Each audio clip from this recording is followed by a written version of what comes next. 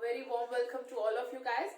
So welcome back into the lecture 3 of unit 7, in which we are studying about the capital budgeting decisions, and we are studying about the method that we can use to decide whether we should invest in a project or not. So till now we have discussed, in the last lecture we have discussed about the traditional methods, in which we have discussed about the payback method and the average rate of return method. But now we are in the today's lecture, that is a lecture 3 of the unit 7, we are going to discuss about the modern method that are going to consider the time value of money.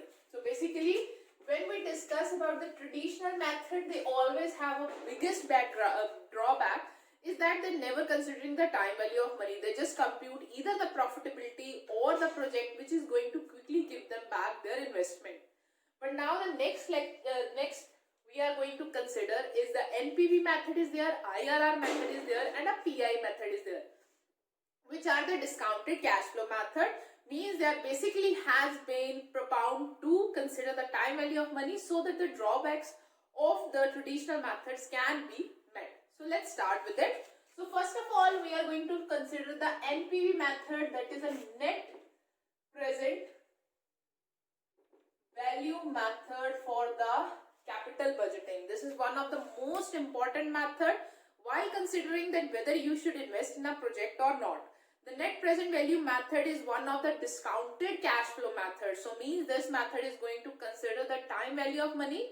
It is also known as a discounted benefit cost ratio method. The other name of this is discounted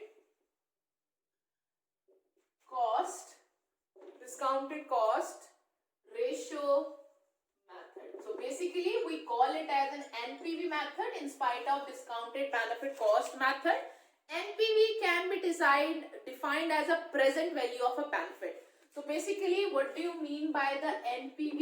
It is present value of benefit. So it is a present value. When you talk about present value of benefit minus present value of cost. So how we compute the NPV? NPV is basically you have to consider the PV of cash inflows. From that you have to minus PV of cash outflow. So whatever the difference between two, that is called net present value. It is a process of calculating present value of cash inflows. So means what you have to do, you will be given with the cash inflows. So you have to compute the present value of those cash inflows using the cost of capital. So basically to calculate the PV. So to calculate the present value, we need a rate. So as if you guys go back to the chapter 3 in which we have studied the time value of money. So for the computation of a discount, we need a discount rate. To calculate the present value, we need a discount rate. So when we consider the discount rate, so here the discount rate for us will be the cost of capital, the cost at which we have raised the capital. So the cost at which we have raised the capital, so our cost of capital will become our discount rate, which we will be using to compute the PV. So we will use it to compute the PV of cash inflows, and we are going to use the same rate to compute the present value of cash outflows, and we will be minusing them with each other so that we can get to the net present value. So it is a process of calculating the present value of cash inflow using the cost of capital as an appropriate rate of discount and subtracting the present value of cash outflow also. So for both of them you are going to consider the PV. It's not like this, you are just going to consider the present value of the cash inflows only, not of the outflows. From the value of cash inflow and find the present net value, which may come up positive also, which may come as a negative also. So your NPV, when you will calculate, it could be positive also, it could be negative also. So it could be negative also and positive also. If your PV of cash inflow is more and the PV of cash outflow is less, so means you are going to have a positive NPV. If your cash inflows are less and your cash PV of out cash flow is more, so you will have a negative NPV, and on the basis of it you will be deciding that whether you should invest in a project or not. So NPV, net present value, occurs when the present value of cash inflows is more than or higher than the outflows and vice versa. So on the basis of it you can calculate the NPV. So for that we require present value of cash inflows, from that we minus present value of cash outflows, and to calculate the PV we need a discount rate. So discount rate will be our cost of capital, which will be given to us in the question. So acceptance and rejection rule. So let's start with it. So now the next thing that we are going to discuss is the acceptance and the rejection rule that we are going to put up over here. And rejection. Accept or reject. So basically, if your NPV is greater than 0, if your NPV is greater than 0, you are going to accept that proposal. If your NPV is lesser than 0, you are going to reject that proposal.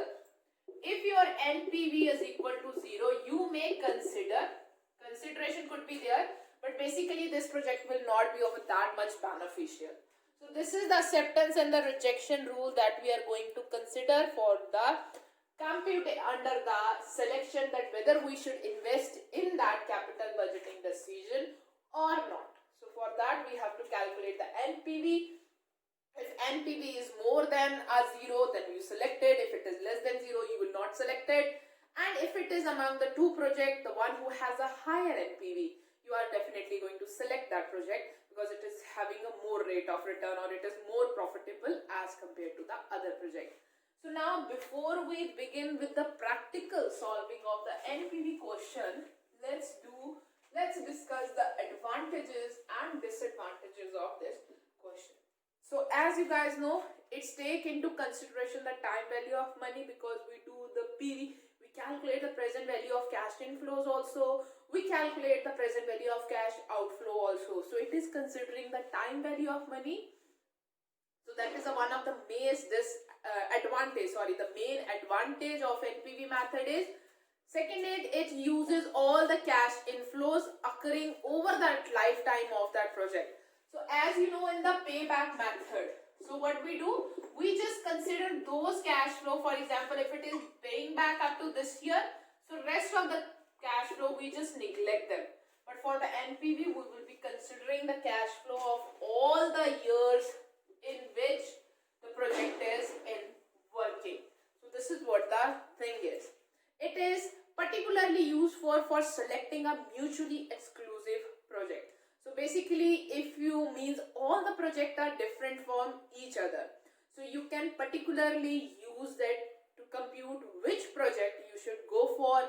And for particularly exclusive project which are different from each other, you can compute the NPV for each project, and for solely project you can compute it, and then it helps you to take the correct answer or to go for the correct option, that whether you go for this project or the another project. Then it's take into consideration the changing discount rate. Means over a period of time, if your cost of capital change from 15% to 12% or to 10% or to 18%, it's considered this rate also, and according to that the PV can be calculated. So it's also considered the change in the discount rate, the change in the value of money also, and the time also, and it is consistent with the objective of shareholders maximization, because using the NPV method you will be investing in that project which is more beneficial for the organization over a period of time. Why? Because the time value of money has been considered. So that's why ultimately, because of this, you will be selecting that project which is more beneficial for the organization. So this is what are the advantages related to NPV. So when we come to the limitations, so as you guys know, when we will start computing the sum of the NPV, it is going to be a little difficult to compute as compared to the traditional methods. So calculations are little difficult, and moreover understanding the NPV method is a little difficult, that how you are going to compute the things. Moreover, calculation of required rate of discount. So PV. So at which rate, or you guys can say discount rate. What will be the discount rate? That is generally very difficult to compute or to consider.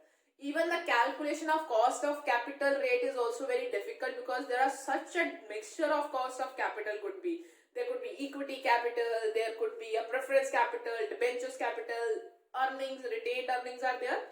So, which involves a lengthy and very time consuming process to even calculate the cost of capital. And after calculating cost of capital, now you have to calculate the NPV. So making the process more difficult to analyze, more difficult to execute. In the case of project involving different cash outlay, NPV method may not give a dependable result. So basically in the projects where the cash outlay may differ, or may, you guys can say there are different kind of cash outlays are there. Over a period of time, it is like this. In first year you are making investment, in second year also, in third year also. So in these kind of project, NPV may not give you a correct answer that whether you should invest in a project or not. So basically what we have to do, we just have to minus the cash inflows from the cash outflows. From the cash inflow you have to minus the cash outflows. But not only that, from the present value. So you have to convert the future inflows into present value. You have to convert them into today's rupee. So for that you have to you have to discount them. So let's start with it. We are already given with the question, illustration number 7. A choice is to make between two competing proposals which require an initial investment of 50,000. So basically the initial investment is of 50,000, and there we have a two proposal, project A and project B, and their cash inflows are basically given to us. So I will be writing it down. Let's start. So we are given with the year first, 2, 3, 4, 5, 6. So it's a 6-year cash inflows that is given to us for project A also, and for project B also. So this is what is given to us. For project A, amount is 25,000, then it is 15,000, then it is 10,000, then it is nil, then it is 12,000, and then it is 6,000. So this is what is given to us. First year, second year, third, fourth, fifth, and sixth. Similarly, for project B, the inputs or the cash inflows are 10,000. We are given with the 12,000, and then we are given with the 18,000, and then we are given with the 25,000. So we are given with the 8,000, and we are given with the 4,000. So this is what is given to us. So you have to calculate the NPV for both the projects, and the one project which is going to have a higher NPV, that we are going to consider for the investment. So basically, please remember that when you are making an investment in the initial year, we call it as a 0 year. We call it as a 0 year. So means even if you multiply it with the discounting factor, it is going to be 1. So means the amount is going to be 1. So here the COC, the cost of factor or the discount factor is given to us is 10%. In the question, we are also given with the discount rate. If the discount rates are not given to us, what you guys can do, you guys can download the PV table you guys can download the PV table from the Google. Just you have to type over there, present value table. See the factors or the values at a 10% again, 1 year, then 2 year, then 3 years, and 4 year, and you will get the value. So I am writing the PV values or PV factor at the rate 10% over here, which is given to me in the question. So most probably it will be given to you guys in the question.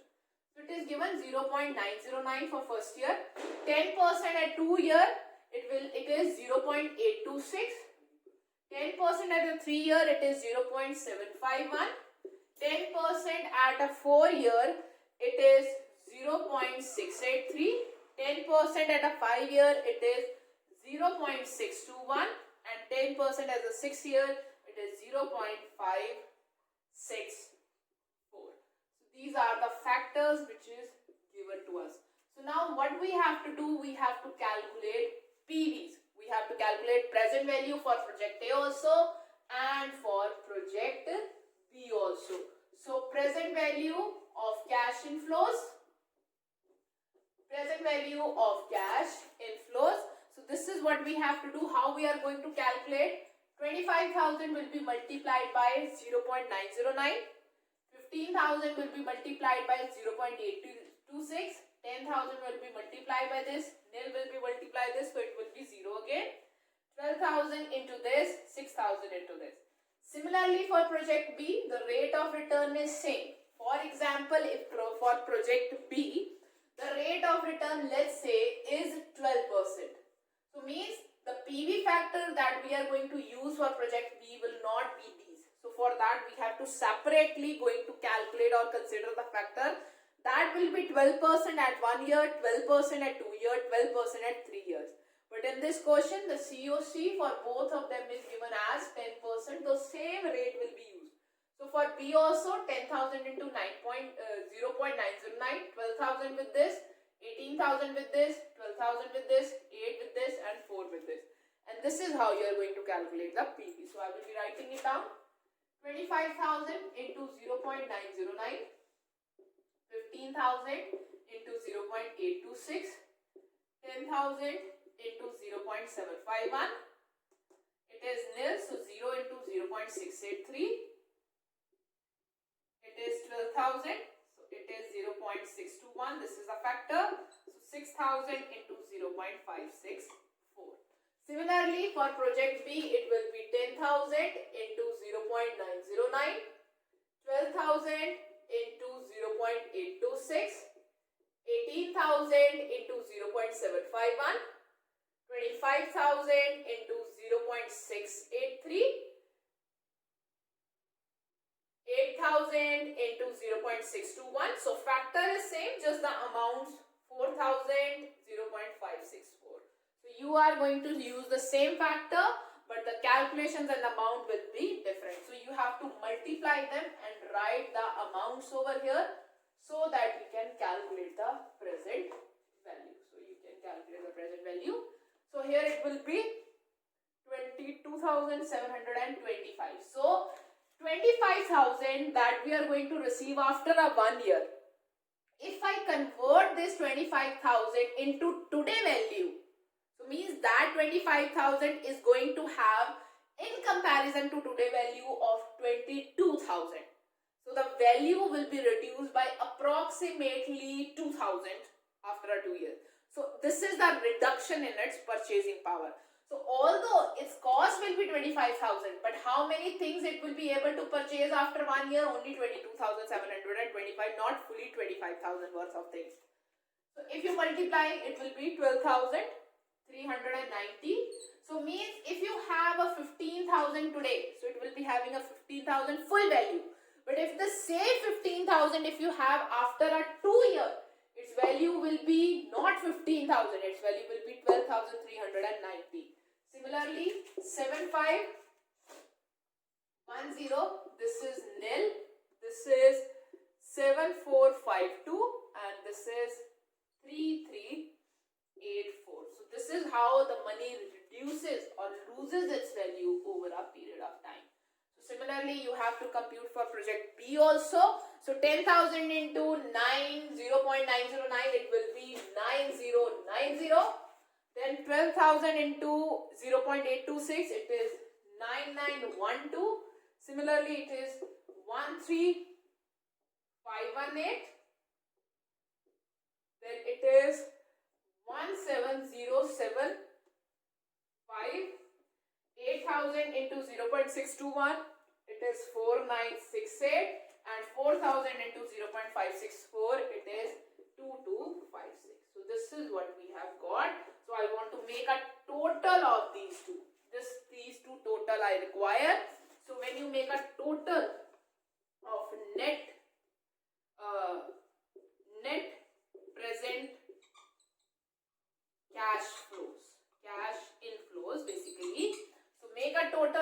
22,000 this plus this and this, it will come as 53,461 and it will come as 9 this. When you add it up, it will come as 56,819. So this is what the total you got of a present value of cash inflow. So you get present value of cash inflows. So from here, if I minus present value of cash outflows, so first of all I have to calculate the PV of 50,000 also. So 50,000, the initial investment year I have already told you guys is considered as a 0. So if you see the value of the factor at a 0 year, it is a 1, not 0. If you multiply it with a 0, it will be 0. So if you are converting it to a initial year, that is a first year, the year of investment is considered as a 0. And if you consider the PV value or the PV factor at a 0 year, for whatever the rate of interest is there, it will always be 1. So means it will consider as a 50,000 over here, it will come as a 50,000 over here.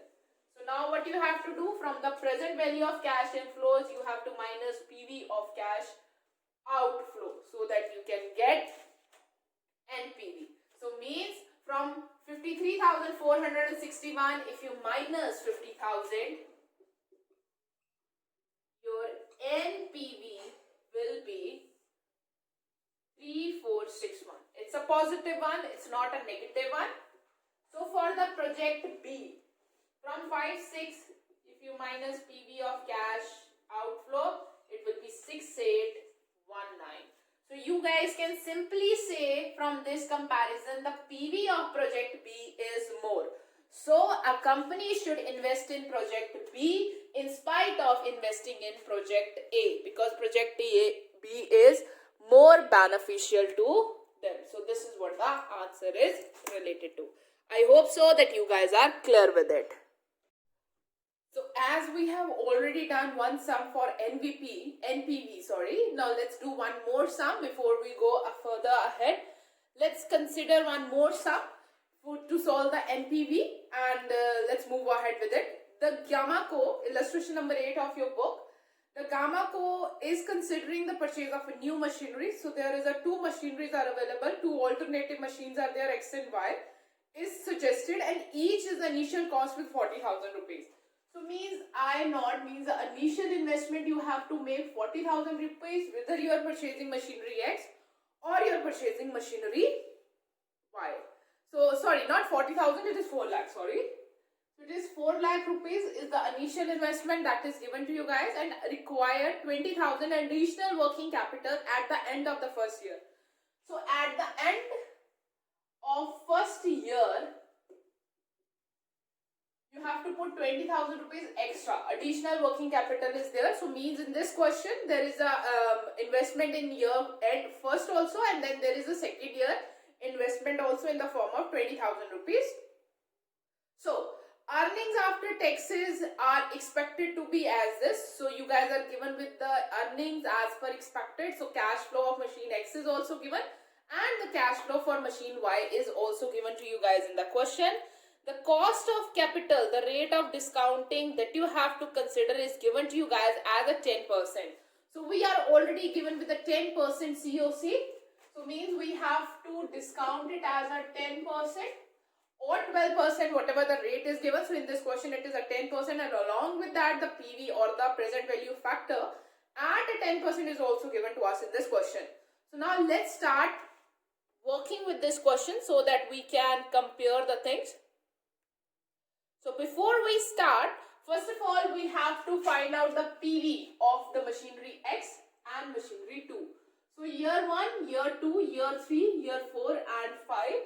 So we are given with the 5 year and the PV factor at the rate 10% is given to us for the different. So it will be 0.909 for first year, then it will be 0.833, then 0.775, 0.68 and 0.62. So in this question it is only given to you guys up to 2 decimal. So you guys can take it up to 2 decimal. If you guys want to take this factor, you guys can take it up to 3 decimal. Otherwise, in the table might be they are given to you guys for a quite a length in decimal. So number of decimal points are given. So you have no need to take all the decimal points. So it generally we take as a 3, but if in the question it is given to you guys as a 2, so you can take it as a 2 also. So for first of all, let's calculate for machine X. So for machine X, the cash inflow is given to us for first year is 40,000. For second year, it is given to me as 1,20,000. Then 1,60,000. And then it is given to me 2,40,000. And for the fifth year, it is given to me 1,60,000.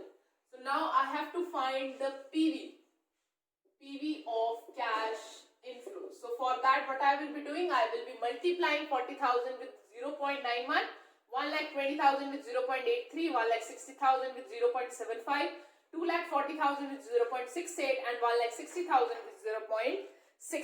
So when you will multiply, it will come as 36,400. Then it will be 99600. Then it will be 1,20,000.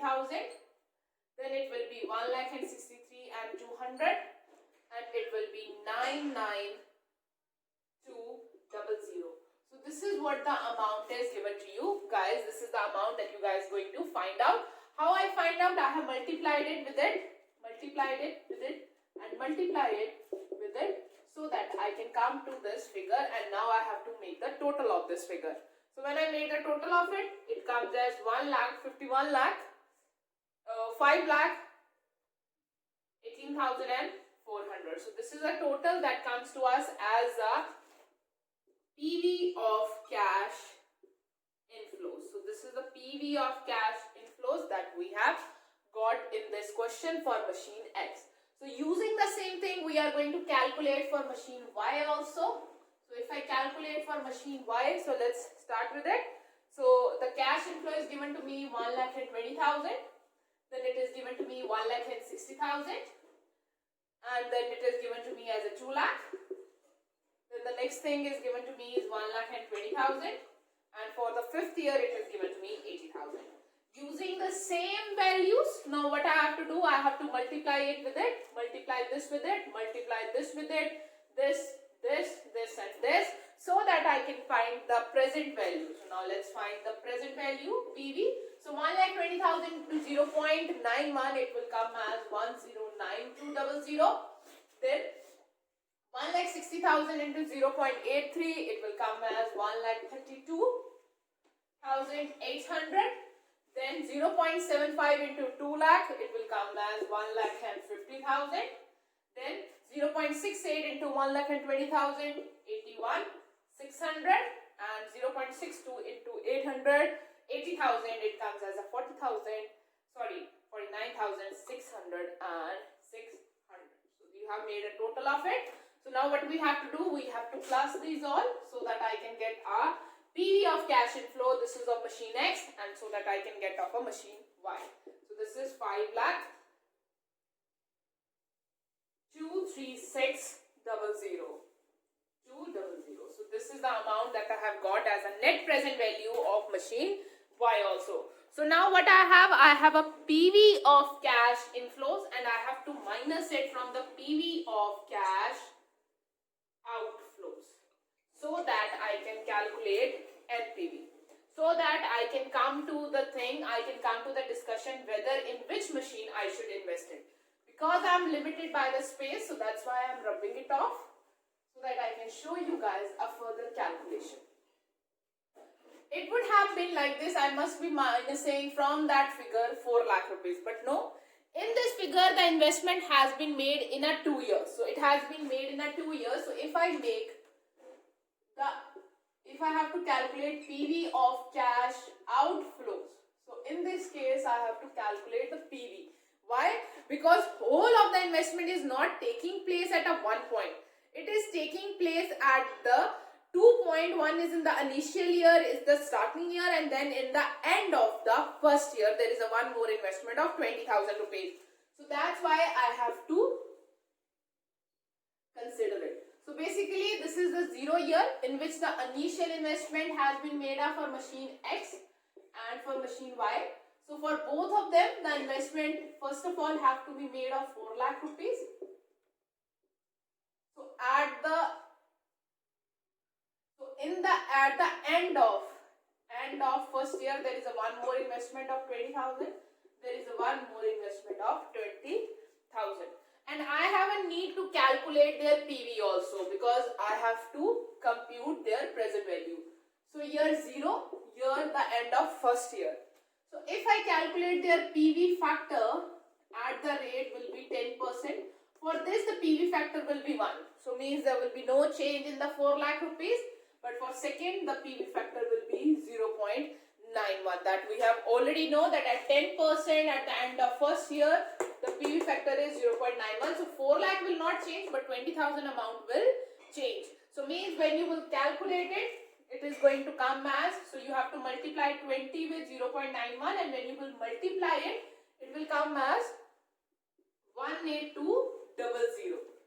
So means if you calculate the PV, so 4 lakh by 1, so it will be 4 lakh, but 20,000 into 0.91, it will be 18200. So when you will make the total, this is the value of net investment, PV of net cash outflow is there. So now we can calculate NPV of machine X also and NPV of machine Y also.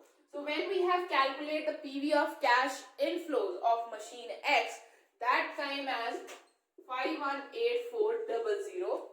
So from here I have to minus 418200. So my NPV came as 100,200.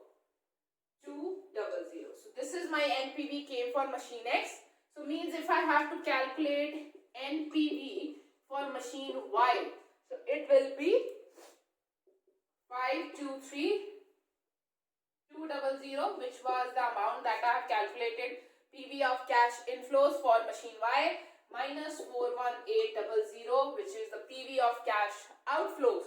So it comes as 105,000. So you guys can say from here the NPV of machine Y is greater than the NPV of machine X. So company should invest in machine Y, not in the machine X. So with this, we are already done with the NPV. So I hope so that you guys are clear with this thing. And with this, we are going to start up. We are going to move to the next, that is an method for calculation.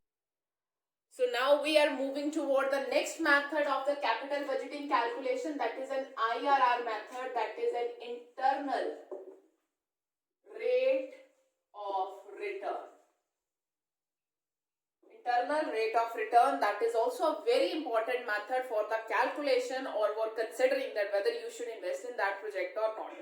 So this method is basically advocated by the Joel team, taking into account the magnitude and timing of cash inflows. So it is basically considering the magnitude also and the timing of cash inflows, and it also consider the time factor. Why? Because it is a discounted cash flow factor. So IR is that rate at which the sum of discounted cash flow is equal to the sum of discounted cash outflow. So basically IRR is a rate. So means you are going to find the IRR in a percentage.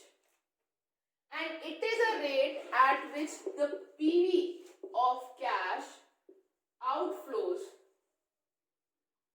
is equal to PV of cash inflows.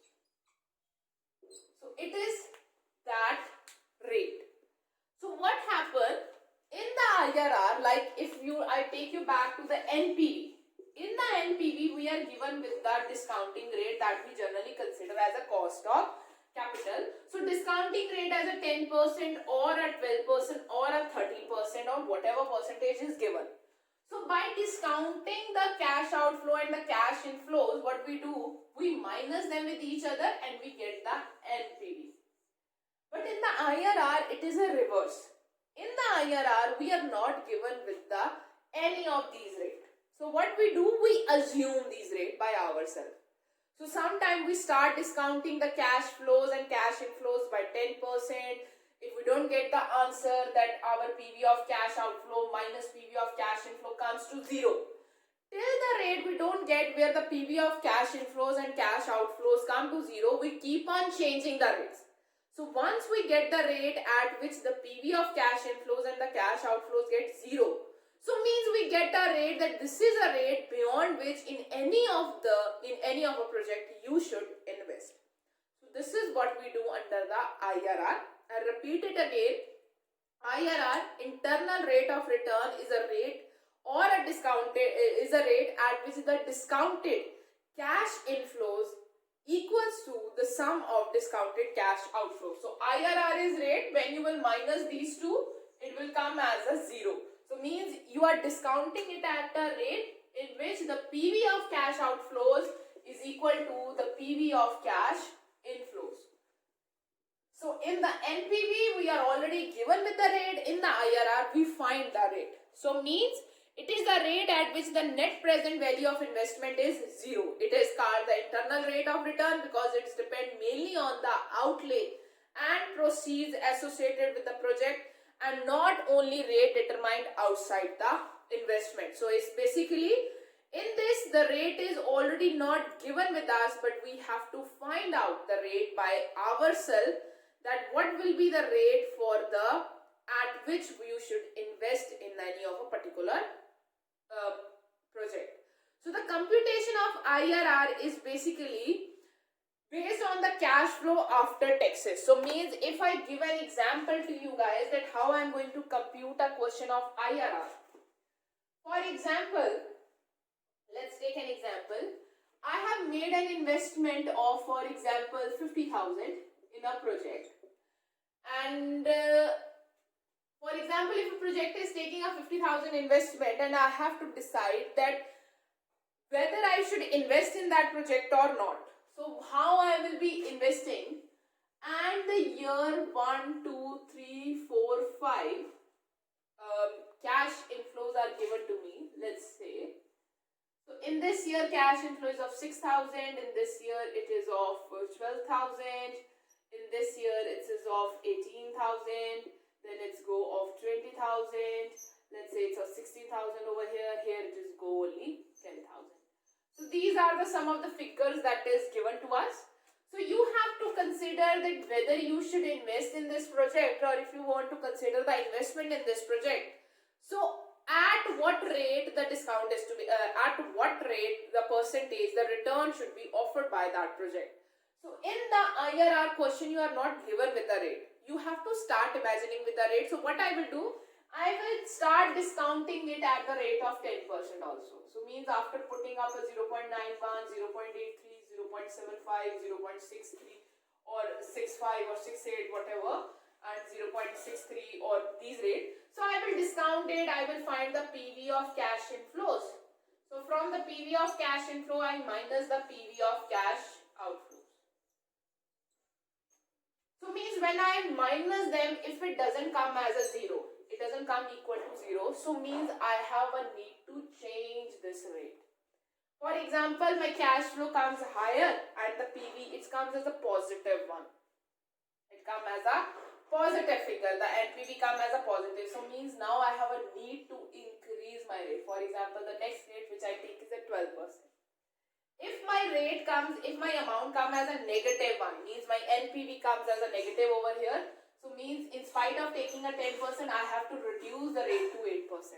So I have to keep it doing it till my PV minus NPV doesn't come equal to 0.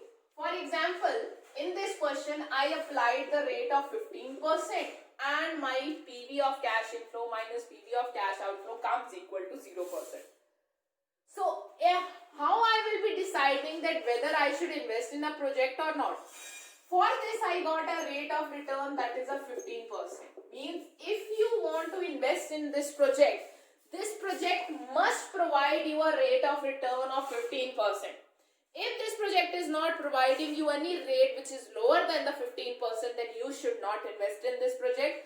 If it is providing more than that IRR rate, or investment, the rate of return of that project is more than this 15% that you have got, then you should invest in this project. So this is basically the simple thing that is related to IRR. So the computation of IRR is based on the cash flows after taxes. So it is also considering the cash flows.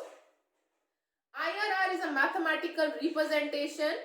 It can be found by trial and error method. Like I have already told you guys that we have to try and error. So basically, first of all, I am discounting by 10%. If I don't get the zero answer, then I will discount by 12, or I may reduce the discount rate, or I may use any other discount rate. So it is hit and trial method. This method that evaluates selected any discount rate to compute the PV of cash inflows. Generally, the cost of capital is taken as the first trial rate. So if it is not given, you can take any of the rate. On the other hand, if the PV of the cash inflows is lower, if the PV comes a higher one, you may NPV comes a positive figure. You may go for a higher rate of return or higher discount rate.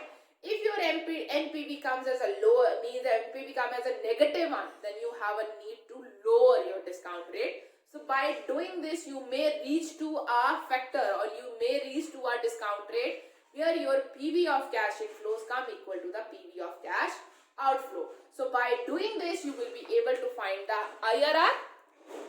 So generally IRR may be lie between the two discounting factors. So sometimes it also happens that the IRR is lying between the two discounting factors. So in that case, we use a particular formula to calculate the IRR. So in that case, if your IRR, for example, when I am discounting at 8%, I am getting a negative answer, which is less than, just a less than 0. And if I am discounting at a 10%, I am getting a little, just a positive answer, but just above the 0. So here the negative, here the positive, so means my discount rate will be lying in between. But I may not be clear with it. So for that, what I can do is I can find an IRR in this case. If your IRR is lying between two discounting factor, in that case, analysis has to use an interpolation formula which can calculate the IRR. The formula for it is IRR is equal to LGF percentage plus change delta DF. You might not use this as much, but just for your knowledge, I am letting you guys know. LD PV minus OI, initial investment that is there, and LD PV minus HD PV. So what these things means, let's discuss it out, that how you are going to figure it out. If your IRR rate is lying between the two discount factor, first of all, LDF is basically your discount factor of low trial. Discount factor of low trial. For example, I have already told you, you discounted at 8%, you get just a negative, just a little lower than 0. Not total 0, a little negative one. You discount at 10%, you get a little positive one. So means your answer is lying between 8 and 10. So the LDF is a lower trail, so it will be 8% over here. Then is delta DF, that is difference between the lower discount factor and the higher discount factor. So difference between lower discount factor and higher discount factor. So here what is the difference? It is a difference of 2%. So here what is a delta DF? It is a 2%. So this is what the thing is. Now is LD PV. It is equal to PV of cash inflow at a low discount factor rate. PV of cash inflows. So how much PV, present value of cash inflow, is there at low discount factor? So means by discounting the cash inflows at 8%, what is the total PV of cash inflows you have find out? That amount will come over here. HDPV is basically PV of cash inflows at higher discount factor. So means when you you have figured out the cash inflows, when you have figured out the PV, when you have find out the PV of cash inflows at a higher discount factor, what is the total PV is coming over there, and OI is basically the initial investment. So this is how you can figure out the discount or the IRR if it is coming in between the two discount factor. For example, like I have told, it is 8%. I am not getting the answer because it's a little negative one. Not total 0. At 10% I am also not getting the answer because it's a little positive one. So means my answer is going to lie between 8 and 10, but I am not able to figure it out correctly. So I can use this formula to get the accurate IRR. So for that the formula is LTF. That is the discount factor of a lower trade, like 8% will come. Difference between two discount factor, like over here it is 2%. PV of cash inflow at a lower discount rate. So means when I have done the discounting at 8%, what is the PV I have got at that time? When I have done the discounting at 10%, what is the PV of cash inflow I have got? And the initial investment, for example, 50,000 is there. So what I am going to put it out. So this is how we are going to calculate the IRR.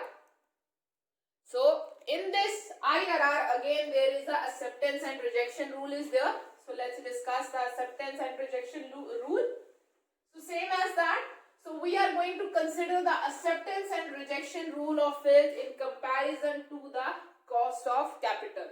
So if your IRR is greater than your cost of capital, so in that case you will accept the project. Obviously the return is more than the investment or the amount you are going to pay back over there. So that's why you are going to accept this project.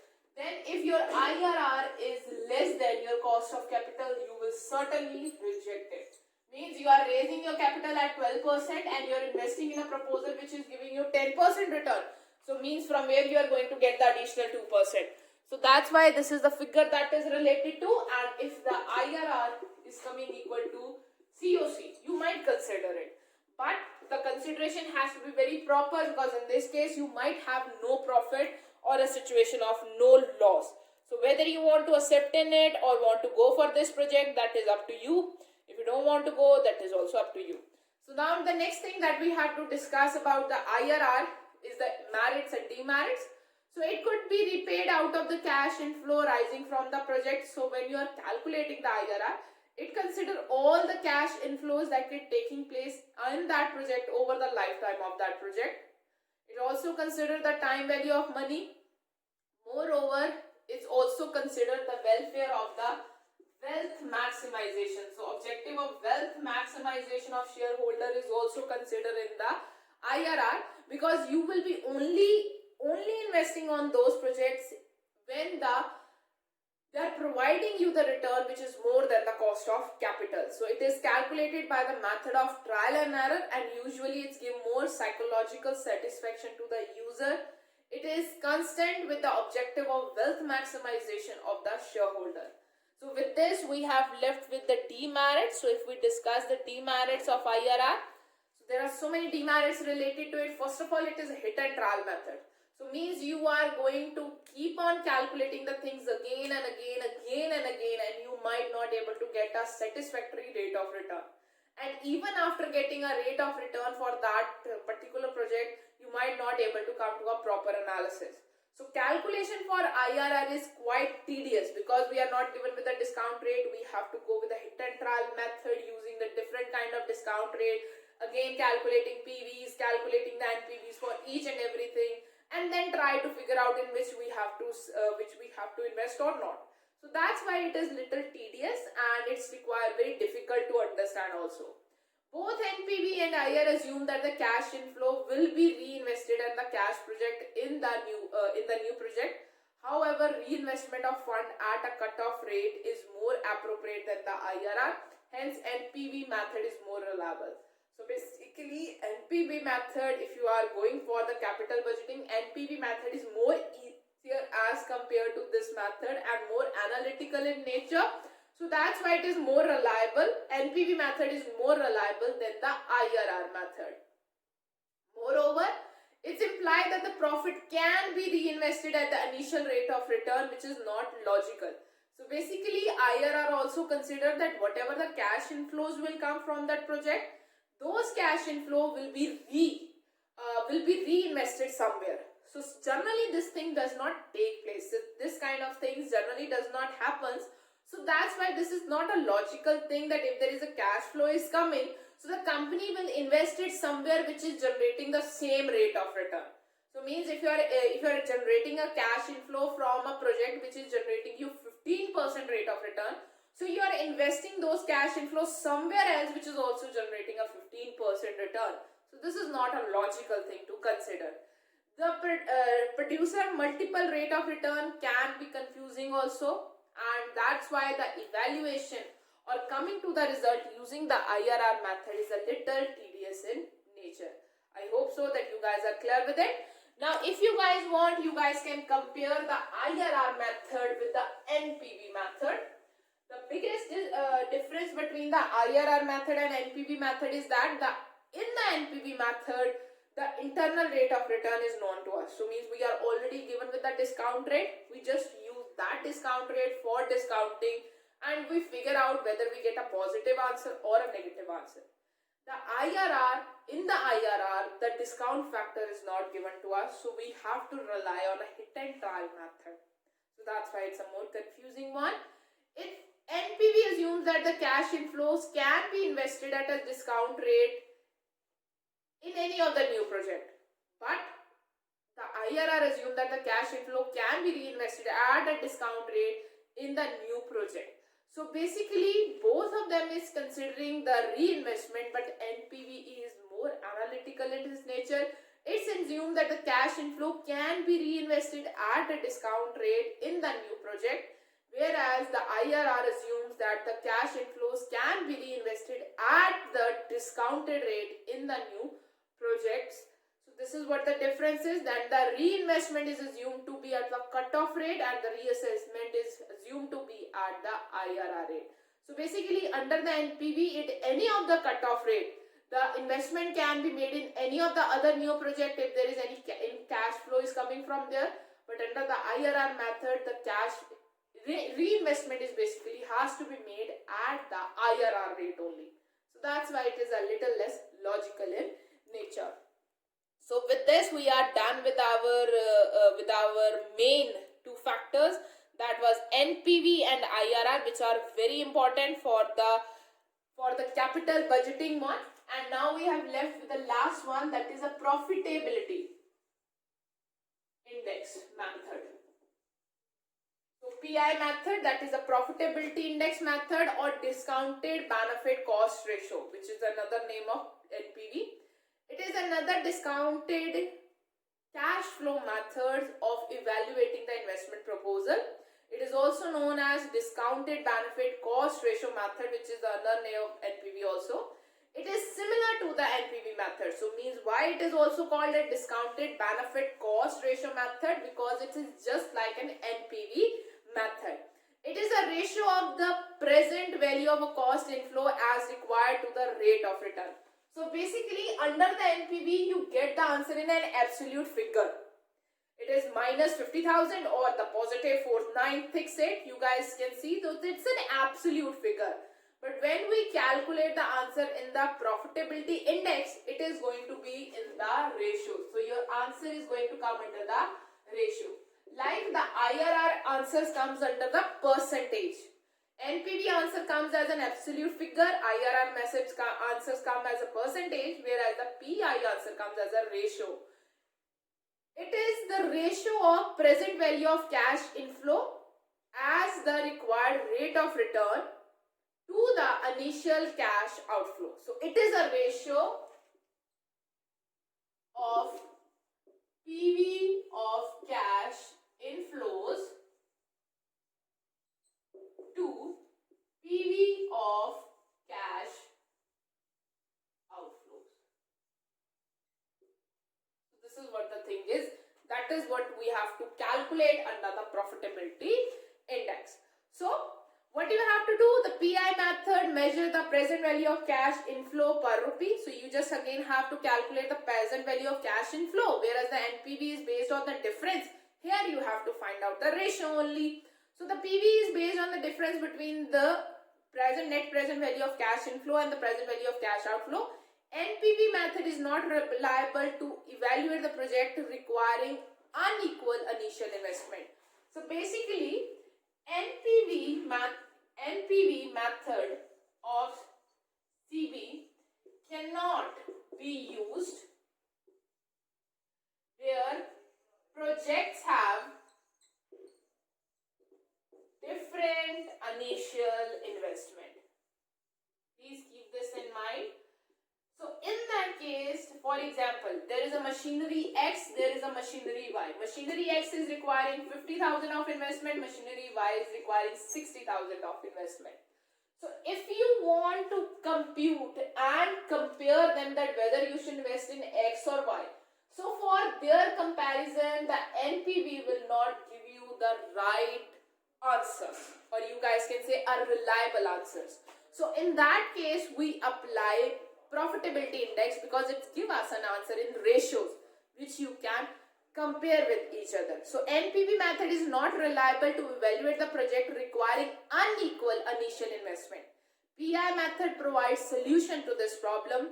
PI is a ratio. So PI, profitability index, is basically in the ratio form, which is derived by dividing the present value of cash inflows by the present value of cash outflows.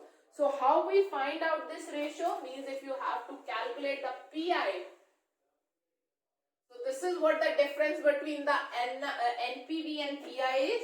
If you want to calculate NPV, it is the PV of cash inflows minus PV of cash outflows. So this is how we calculate NPV. But if you want to calculate profitability index, so it is PV of cash inflows divided by PV of cash outflows. So it comes under the ratio type. So that's why, because of this formula, you can't here use the NPV to evaluate or compare the project where their initial investment is different. But PI, that is a profitability index, can be used for the project where the initial investment is also different, because you are finding out the ratios and ratio can be compared with each other. So PI is a ratio of present value of future cash inflow divided by the initial cash outlay. So this is what it is under the PI is there. So now let's discuss the acceptance and rejection rate of profitability index. So if we discuss about the acceptance and rejection rate, it is like this. If your profitability index is coming larger than 1, if your profitability index is more than 1, you should accept that project. If your profitability index is coming lower than 1, you should reject that project. And if it is coming equal to 1, you might consider that project. It have different, go for that product. It depends upon the further analysis of it. So now if we consider the merits of profitability index, the profitability method satisfies almost all the requirements of a sound investment base. It's give a due consideration to the time value of money also. It's considered all the cash flow of the projects.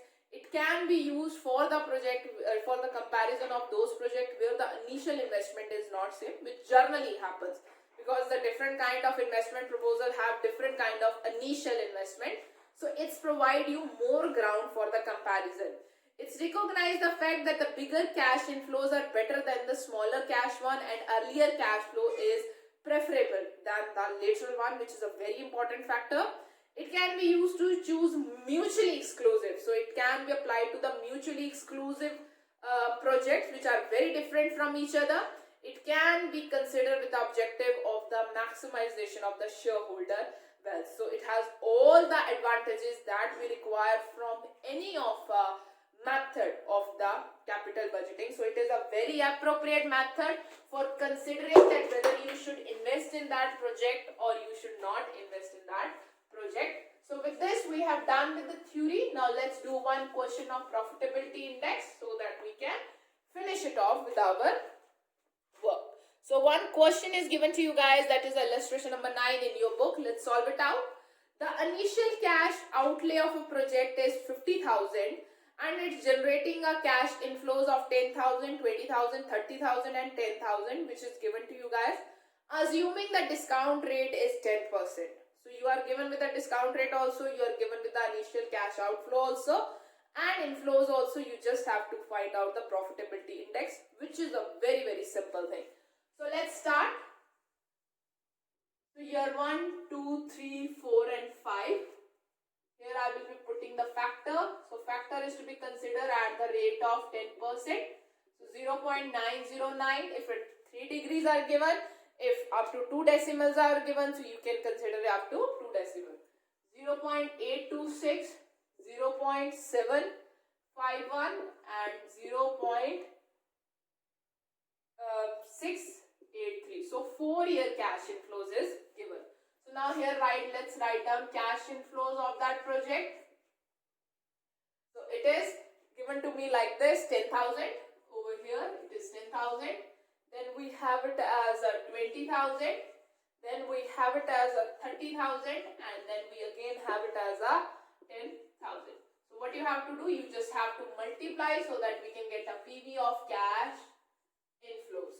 So it will come as 9090. Then it will be 16520. Then for 30,000 into 0. So I am multiplying them with each other so that I can get a figure over here. So 30,000 into 0.7551, it is 22530 and 10,000 into 0.63, it will be 6830. So you just have to make a total of it. It will come as 54970. So this is the same thing that we do under the NPV also, but in spite of just minusing the things with each other. So now we have to calculate the PV of cash outflow also. So the cash outflow has taken place in the 0 year. In the 0 year, the factor is 1. So if I multiply it with the initial investment that we have made is of 50,000. So it will come as a 50,000 only. So means if I compute profitability index, it will be 54970 divided by 50,000. So it comes as 1.0994.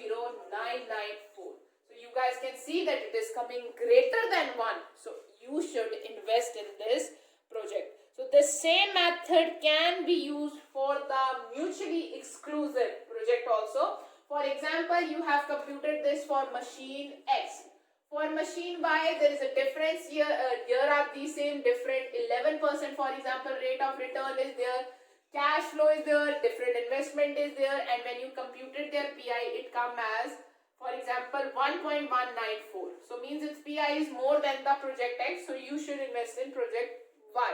So this is how you can go for the profitability index also. So with this, we are done with the unit 7 in which we have discussed about the capital budgeting, mainly focus on the methods of the capital budgeting. So thank you so much guys for your time. Have a nice day ahead.